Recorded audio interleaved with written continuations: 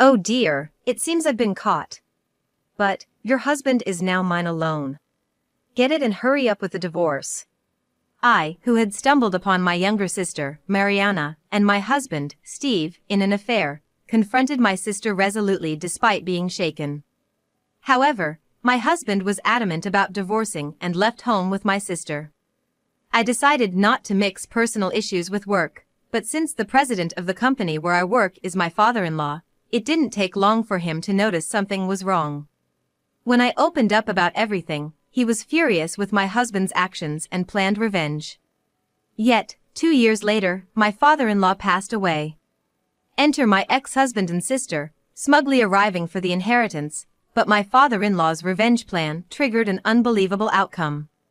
When I was over 30, the president of the company I worked for took a liking to me and arranged a meeting with his son. Initially, I refused, but the president was very fond of my work and character, and insisted that I marry his son. He even said it was okay to refuse if I didn't like him, so I agreed to the meeting to honor the president. Meeting him, I was drawn to his bright, pure, straightforward nature, incapable of lying. After a few dates, we decided to get married. 5 years have passed since then, and I'm in my late 30s. I feel like these next few years are crucial if we're going to have children. But my husband says there's no need to rush, a childless life together isn't bad either. His easygoing nature, along with our flexible approach to marriage, lessened my sense of obligation to have children. Instead, we cherished each other and led a happy married life. My husband is an only child, but I have a younger sister, Mariana, who is 10 years younger. With such an age gap, I often felt more motherly towards her. I prefer a stable and modest lifestyle, while Mariana is the opposite, living for the moment and not worrying about the future. This mindset is fine as a student, but questionable as an adult. I once bluntly told her she needs to take responsibility for her life, especially as our parents age. Naturally, this caused a rift between us. My sisters and I weren't on good terms even before that, so needless to say, that argument caused us to grow further apart. Mariana's flashy lifestyle and like-minded friends used to disrupt our family home. Eventually, I moved out and started living alone. Later, I met my husband, Steve, through an arranged meeting. Despite being in her late 20s, Mariana was still living a carefree life. When I moved into my new home with Steve, Mariana started visiting frequently. Initially hesitant, she soon became a regular, to the point of overstaying her welcome. I tolerated her visits, not wanting to strain my marriage. I didn't want to spoil our relationship between husband and wife by making a lot of comments. Steve often sided with Mariana, even when I knew she was being unreasonable. I wanted Steve to be on my side. One day, 5 years into our marriage, Mariana unexpectedly visited on a weekday night. She usually visited on weekends, likely because Steve spoiled her. Of course, my husband pampers her, so that's what she's aiming for. Concerned, I asked why she came. Mariana had a big fight with our parents and left home. She didn't want to return, claiming they interfered with her life. I intended to support her ambitions, thinking our parents opposed them. But the truth was different. Approaching 30, Mariana still doesn't have a steady job and won't contribute to living expenses. When our parents asked her to at least help around the house since she can't pay, they ended up arguing. They want me to convince Mariana to come back home. They know she won't listen to me, though. Probably, they're hoping my husband Steve could persuade her. When Steve returned, I urged Mariana to go back and talk to our parents. But my sister doesn't want to go home and complains that she wants to stay here for a while. She refused, pleading with Steve instead. It seemed she was more interested in persuading my husband than me. If you say so, Steve, my sister will listen. After all, it's your house, right? You have the say here, don't you? Sure, the house is in Steve's name, but I contribute to the living expenses too. I thought it was unfair to rely solely on Steve's decision. Steve knows I pay part of the bills. I trusted him not to make a decision alone and waited for his response. But my hopes were dashed in an instant. Sure, let's live together. He casually agreed to Mariana moving in. Mariana and Steve seemed to have similar tastes, getting friendlier every time they met, making me feel almost jealous of their closeness. Mariana knew how to charm Steve and keep him in a good mood. I never made Steve angry, but his expression was clearly different when Mariana was around. Mariana quit her part-time job soon after moving in, claiming it was too hard to commute from our house.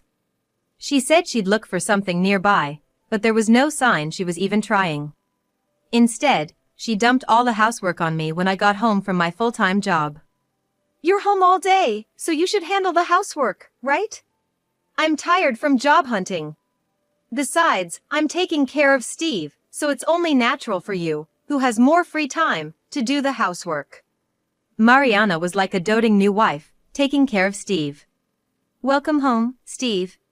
Shower first or beer? Dinner's not ready yet. My sister has been slow. She knew there was no bathroom cleaned or cold beer ready, yet she said that. Then she'd call me an incompetent wife.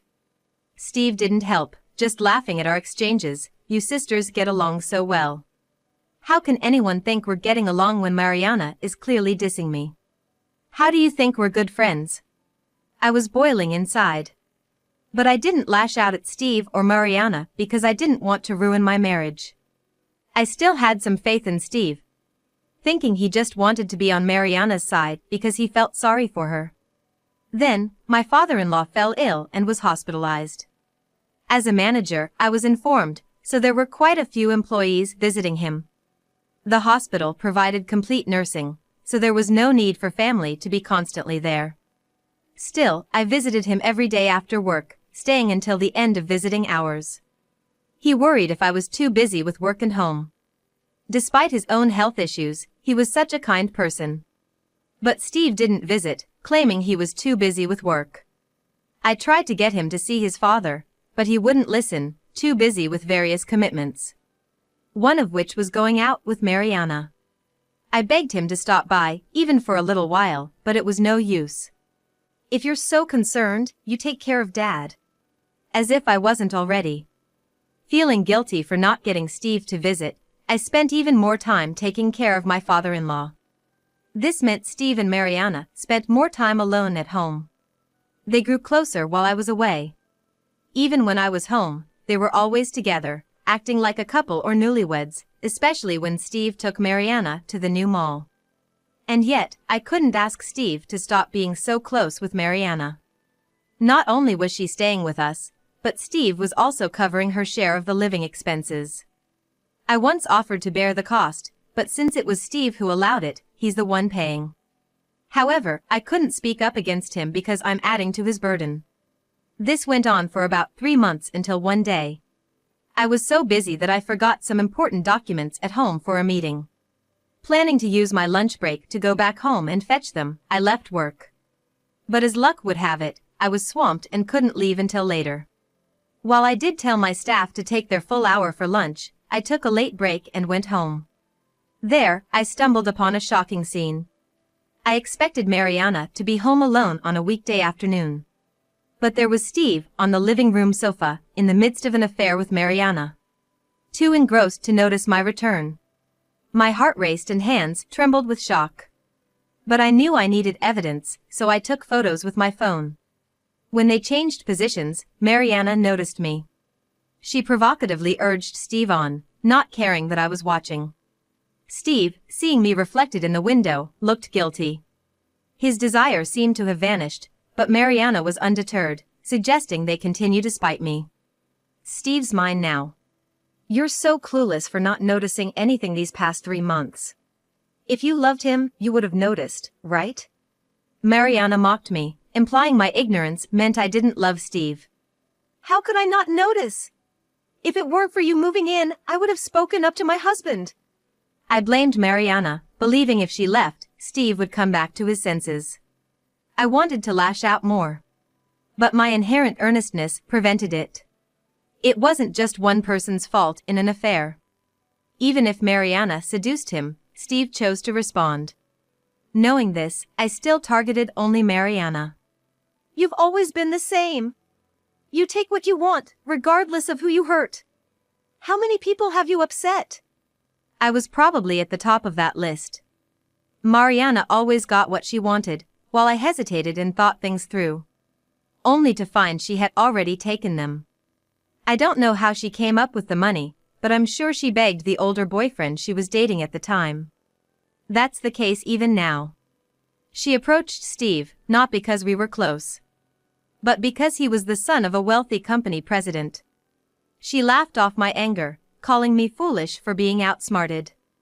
Steve then spoke up for the first time. You're also unaware of how you belittle and look down on people. Do you even realize it?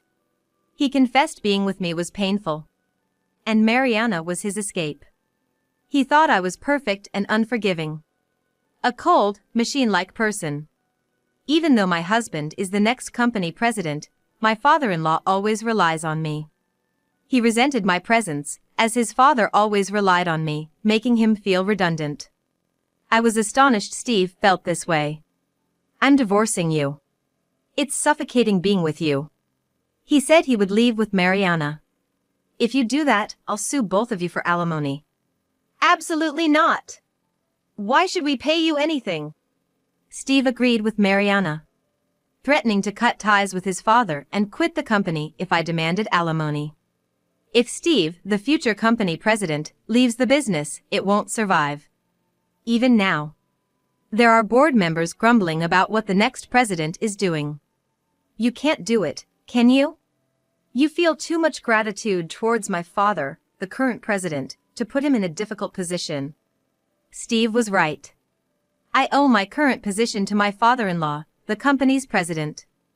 Plus, if he learns about this, it might worsen his illness. The emotional shock would be too much. I understood more than anyone that this wasn't the time to be assertive. Mariana walked past me, smirking, while I stood there unable to respond. Steve passed by in silence, and I heard the front door close behind them. They left hand in hand. I couldn't bring myself to tell my father-in-law about Steve and Mariana, so I pretended as if nothing had happened. I knew he would find out eventually, but I decided to keep it hidden at least until he was discharged from the hospital. A few days later, Steve sent me divorce papers, with a hastily scribbled note of a lawyer's contact information. Not contacting felt like a form of resistance. I thought about discussing it with my father-in-law after his discharge, but after calming down, I realized I didn't miss Steve as much as I thought. My only concern was repaying the kindness shown by my father-in-law. I didn't want to cause him any more trouble. So, feeling it was wrong to hesitate, I decided to contact the lawyer to proceed with our divorce. I carried the divorce papers with me, planning to visit the lawyer after visiting my father-in-law at the hospital. I tried to act normal, but he noticed my lack of spirit and asked if something was wrong. I denied it, but he saw through my pretense. I couldn't deceive him and ended up confessing everything since his collapse, including Mariana being Steve's affair partner. It was hard to say the words. I felt responsible, as Mariana's sister, for setting the stage for their affair. If I hadn't married Steve, none of this would have happened, and my father-in-law wouldn't be saddened. But he insisted it wasn't my fault. He said cheaters will cheat regardless of their partner, and they repeat their actions even when blamed. Moreover, an affair with one's wife's sister is unforgivable. He was so appalled by my husband's pathos that he doesn't even feel like getting angry at me, asking why he doesn't try to confront his jealousy that he's being neglected by something else. Already fed up, he was ready to cut ties with Steve. That's when I learned about Steve's past misdeeds, putting his position as future president in jeopardy. My father-in-law urged me to demand alimony and proceed with the divorce. But I shared my concern. If I demanded alimony, Steve threatened to cut ties with his father and quit the company. Cut ties with me? Leave the company? I'd rather declare it myself. He mentioned cut ties with Steve, but I knew it's not easy to sever family ties. No matter what the reason, it must take a lot of determination to cut ties with your family. If it were, I'd have cut ties with Mariana. After some thought, my father-in-law seemed to have made up his mind and made me a proposal. My father-in-law made a proposition that left me speechless. He told me to take my time deciding, and until then, he'd wait for the divorce papers. I decided to wait until then to file for divorce. I couldn't decide alone, so I consulted my parents. They supported any decision I made. Mariana's actions were unforgivable, and they too felt it was time to take a stand. After careful consideration, I accepted my father-in-law's offer. I informed him, then visited the lawyer and notified Steve. He was overjoyed, believing I'd followed through with our deal and not demanded alimony. He even ordered me to diligently care for his gracious father until the end. I could have spoken up now that I was no longer bound to Steve, but I chose to play along, following my father-in-law's plan to exact revenge on Steve and Mariana. That's why I decided not to argue and play the role of a useless woman who can't disobey her ex-husband. 2 years later, my father-in-law, who had been hoping to return to the company, passed away. I stayed by his side until his last breath. There were close calls, but he had overcome them. I believed he would pull through this time too, but the accumulated strain and his age took their toll. I informed Steve of the close calls, but he never showed up, dismissing them as not critical. I contacted Steve just before my father-in-law passed away. The doctors had said it was time to prepare for the worst. I urged him to visit while he could to avoid regrets, but he never came to the hospital. My father-in-law passed away surrounded by me and the company's executives. I had little time to mourn, as I had to arrange the funeral and notify people who had known him. The first person I had to inform was Steve, as the actual son. I told him about the death with a shaky voice, and this time, he asked detailed questions about where to go. I answered as best as I could. Then, Steve arrived at the family home with Mariana. Relatives' visits were the priority, followed by company associates. Many employees voluntarily helped behind the scenes. Steve seemed unaffected by his father's death. People grieve differently.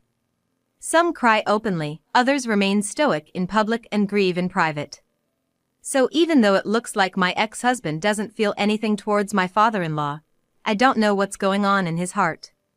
So, I thought best to leave Steve alone. But as I was about to leave, he stopped me. "Where are you going? I need to talk to you." He blocked my way with a low, growling voice.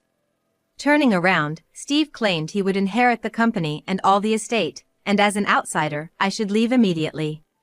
He even forbade me from attending the wake and funeral, ordering another employee to represent the company instead. I was surprised. But everything was unfolding just as my father-in-law had predicted. He had said Steve would certainly try to claim everything. I relayed the script my father-in-law had given me to Steve. "I'm not an outsider. After our divorce, your father adopted me as his heir." Steve, in disbelief, began to panic. "How dare you do this without consulting me, his son? It's invalid. I don't need your permission to be adopted by your father. And now, I inherit everything."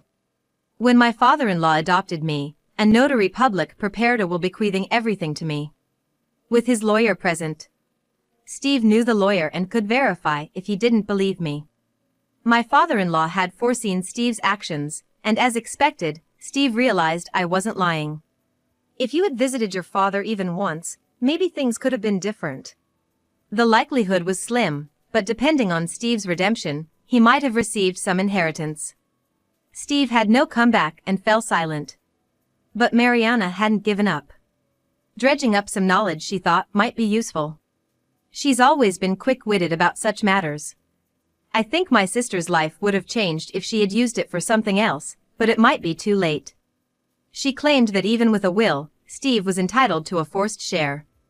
I expected Steve to jump on this, but he just looked more uncomfortable and stayed silent. I knew why. My father-in-law had disowned Steve after he accumulated a massive debt as a bachelor, which my father-in-law had to pay off. The debt wasn't a few million but tens of millions of yen. When my father-in-law covered it, it wasn't without conditions. One was that Steve had to repay a set amount each month, interest-free. The other condition was giving up his right to a compulsory portion of the inheritance in lieu of repayment. Maybe Steve thought it didn't matter since he'd inherit anyway. He probably saw the debt write-off as more beneficial. I don't know his exact thoughts when he signed the waiver, but that meant Steve had no right to any compulsory portion. My father-in-law had lost patience with him, but he hadn't considered cutting ties with him yet. He hoped that a responsible wife and a family would make Steve more accountable and less dependent. That's when he noticed me. At first, he saw me just as a potential wife for Steve, but then he felt I had the qualities of a successor. He had hoped that marrying me would inspire Steve to grow, not drive him to jealousy, infidelity, and divorce. Steve kept silent as Mariana pressed him on why he wasn't responding. My ex-husband can't tell. He couldn't admit that he had signed away his rights due to short-sightedness and a desire for an easy way out. So I spoke for him.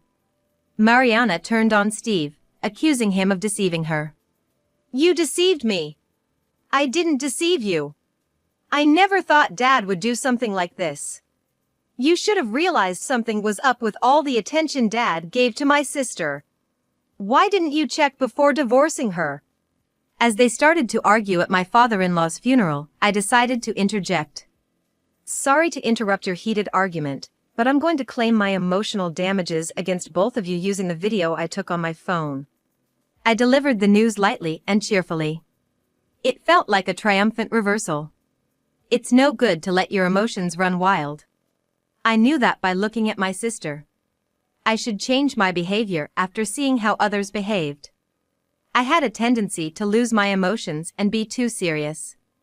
My sister, on the other hand, seems to be a person who lets her emotions dictate, but I thought her ex-husband was a moderate and pure person. I realized that my ex-husband and my sister were actually not that different from each other. I think it was easy for us to hit it off because we were similar people. My sister and ex-husband got into an even bigger fight when I announced that I was demanding compensation. However, I don't want to show any more ugliness in front of my father-in-law. I asked a young male employee to help me throw the two troublemakers outside. My ex-husband is my birthplace, what's the point of bashing him out? However, my housekeeper, who thought I was in danger as my sister and ex-husband approached me, contacted my father-in-law's lawyer, who in turn notified the police, and the police who rushed to the scene gave me a strict warning. Onlookers gathered from the neighborhood, and my sister and her ex-husband quickly left. By the way, I became even closer to the housekeeper that my father-in-law trusted and employed for many years after I became his adopted daughter.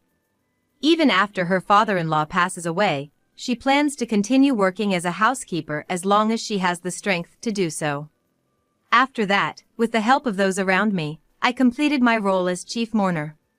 Executives praised the funeral, saying it was a rare and splendid funeral, and the conduct of the chief mourner. Since I had been preparing to take over as the next president, the company transition went smoothly. Being a female president, I became well known within the company, with no employee unaware of who I was. It's common in large companies for employees not to know the CEO's face. Our company, headquartered in Nebraska, has branches in other regions and subsidiaries. My father-in-law worked even during his hospitalization, buying struggling companies and improving their performance. As the company grew, it was natural for only the management to know the president. You might forget someone you met just once at an induction ceremony. I resolved to always remember my initial determination and unite the employees to build up the company. My father-in-law had started with the same intention but gradually lost it as the company expanded. When I was uncertain, my father-in-law always told me to go back to the basics and to listen to others' opinions but make decisions responsibly. He taught me many lessons from his successes and failures. Based on these, the first thing I did as president was to reorganize the staff. Though I only fired one person. Steve, who believed he would be the future president, had been misusing company funds. Even as president, the company's money isn't personal funds. He didn't even understand that basic principle. No matter how dire the circumstances, using company funds is absolutely unacceptable. However, I didn't want to dismiss someone without hearing their side. Even if their reasons were trivial. It's better than acting rashly and dealing with complications later. Steve's excuse was pathetically inadequate. He wanted to live a luxurious life with Mariana. Apparently, he indulges every whim of hers. She's all I have. What am I supposed to do if she leaves me? What's wrong with using the money for that? He didn't even see the embezzlement as wrong, so I fired him without any sympathy. After that, Steve and Mariana had to work tirelessly every day to pay back what they embezzled and the damages to me. Mariana, who had always been carefree, was now doing grimy manual labor at 30. Initially, she complained about her nails and getting tanned, but now she's too exhausted to complain under her strict boss. Steve, once praised as the next president, now gets reprimanded even by new employees. Hey janitor, make sure to throw out the trash properly. By chance, his job at a cleaning company ended up being at his former workplace. It was lucky for me, as I could monitor their repayment. Thanks to the housekeeper, who agreed to continue her duties after my father-in-law's passing, I could focus on work without worrying about home. My current goal is further expansion and international outreach. While I may not have been suited for marriage, finding a fulfilling job has made this the most rewarding time of my life.